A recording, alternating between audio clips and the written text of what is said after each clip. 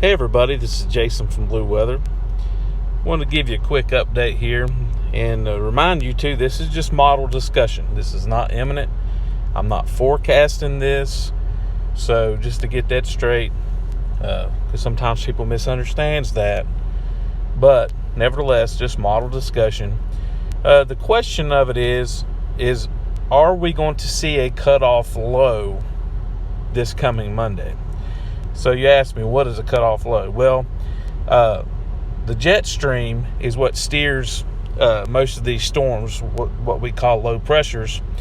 But the system that will come through this weekend will be steered on up through the coast, up the East Coast this weekend. But the models, European in particular, is showing a low forming in behind it, which would be a cutoff low because the jet stream wouldn't be there to steer it, which, if that was, summertime or stormy time, when you get heavy rainfall and stuff like that, can cause storms to stall out or change direction, be highly unpredictable, I guess what I'm saying. But this case here, this is the European model from last night, and it shows a cutoff low, and it shows on this particular run. And when I say this particular run, models run more than once a day, depending on what model it is. Depends on how many times it runs. But this was last night's run, and on the operational model, which changes often. So I'm just trying to be specific and detailed to the point. These things change a good bit. This European model was showing a significant snowfall that you see right there in the blue with the snow. Of course, get further toward the southeast, some ice would be mixed in with that if this particular scenario was right. Now, as you look into the German icon model, it also shows a similar setup. So that's one of the reasons why I'm watching it. But the biggest reason is because the Euro is usually the most accurate when it comes to those type of systems.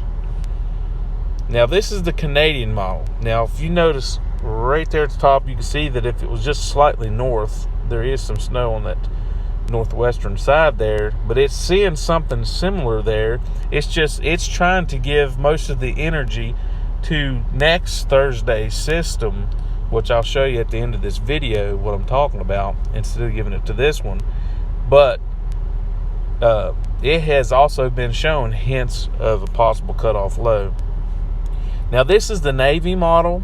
It does not show the frozen precipitation. It just only shows it in rain form. But you can see that it also shows a possible low coming up on Monday morning.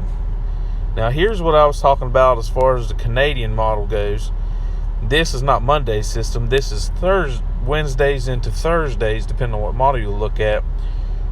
Could exit, out Friday. Now, it's trying to put all this energy into a massive storm at the end of next week, which is not what the other models are showing. But that's what I was talking about when I was telling you that it's trying to put more energy towards the second storm next week instead of the first. But like I said, this is just model discussion. I mean, the very next run that these things come out with could be totally different, be further south, could be no snow at all. So this is not for hype. This is not for any of that. But models discussion is to inform you of things that could happen. So I just wanted to make sure that you know that. It's very important not to share false information. And this information here is just potential. And like I said, we'll go back to the Euro. It's potential, nothing imminent, but we will be monitoring this until the threat's gone or the threat is for real. Guys, you have a good one.